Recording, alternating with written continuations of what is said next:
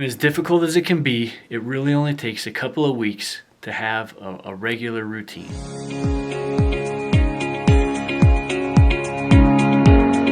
Hello, LifeGate Church. It's me, John Hunsberger, your pastor of marriage and parenting. I'm answering questions that we received at the parenting conference, questions that we didn't get to or weren't able to answer at the time. And I hope you find these classes very beneficial. Today, I'm looking to answer the question about sleep time. Perhaps you found yourself in a situation where your children just refuse to go to bed. Perhaps you find yourself in a situation where your children seem to get up all through the night. Perhaps you're in a situation where your children get up so early in the morning, way before you're ready for them. Or, like the rest of us, all of those things are happening at night. I want to see if I can help you. So, first of all, though, I want to remind you this is a parenting class. So, even though our kids are going to do what kids are going to do, I want to help you with how to handle when these things happen. But I think it's really important for us to understand the importance of sleep. Sleep has so many benefits, but perhaps you've heard the term circadian rhythm. The circadian rhythm is the rhythm, a healthy rhythm of our body, and it begins with our sleep cycle. Children have a sleep cycle where the melatonin in our bodies helps them begin to go to bed a little earlier than us, right? So our children go to bed at 7:30. That may be early for some. 8 is good, no later than 9 for little children. Up to about 10 years old. And then melatonin kicks in a little bit later. So teenagers, they're probably not ready to go to bed till 10, 11, maybe even later than that. But the important thing to know is that their sleep cycle stays the same. They still need 10 hours of sleep a night, like these kids do. And so there's so many great health benefits to sleep. Also, adults need sleep. They need to follow circadian rhythm. It doesn't go away. Circadian rhythm stays.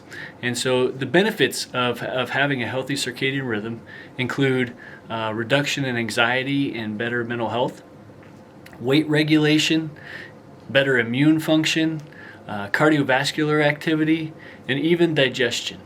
And so it's really, really important. Besides helping you feel better, it actually helps you be healthier. Now, how do we attain this circadian rhythm? Well, we have to be consistent. And for many of us, our schedules prevent it from being consistent. And I'm telling you, there's no shortcuts, there's no tricks, there's no cheats.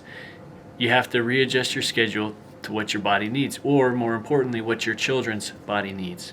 And so it may be more convenient for you to let them stay up later at night, but that may not be what's best for them.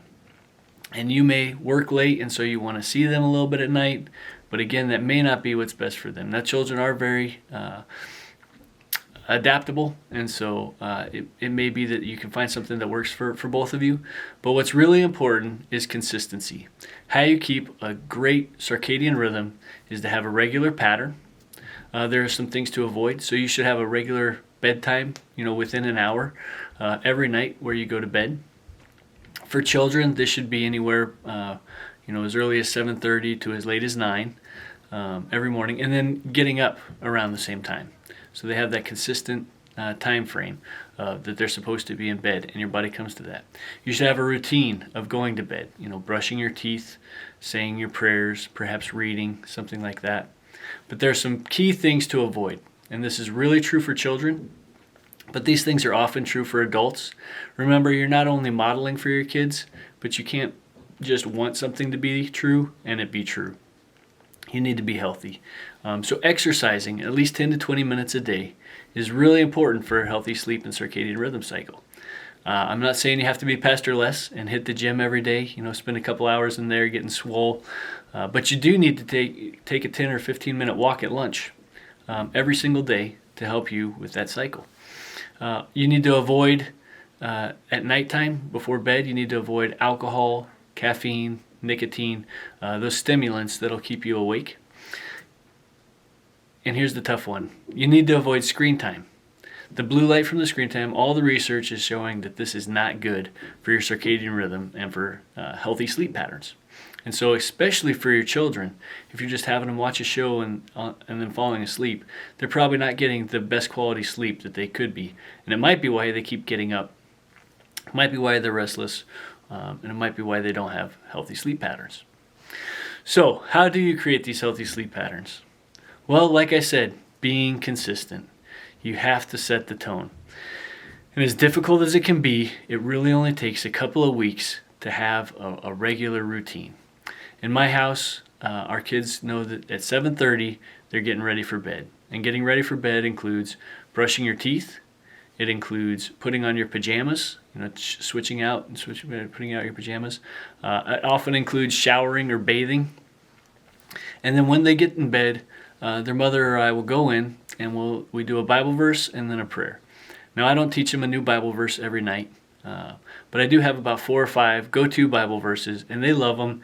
And I think it meets another thing where I just want the Word of God in their hearts. But we do a quick Bible verse, and usually with some kind of hand gestures. I pray for them, turn off the lights, and that's it. You're going to bed. So our 6-year-old and our 4-year-old are in bed with the lights off around 7:45 every night. Our older two, we put them to bed, but then they're allowed to read for about 30 minutes after we put them to bed. But that's all they can do, and they read off of a book. They don't read off of a tablet or a phone. It has to be a book. And they'll wake up at 7 every morning. And sometimes it goes later. So about 11 hours of sleep a night, which is great. They're healthy boys. They're growing. They're big. And they do that. Now, I'll give you a pro tip of how they stay in bed till 7 every morning, because that is a long time. I don't know why this works. I don't know how it works. I'm pretty sure there's no sorcery involved. But on Amazon, anywhere from $30 to $50, they have this thing called an OK to Wake clock.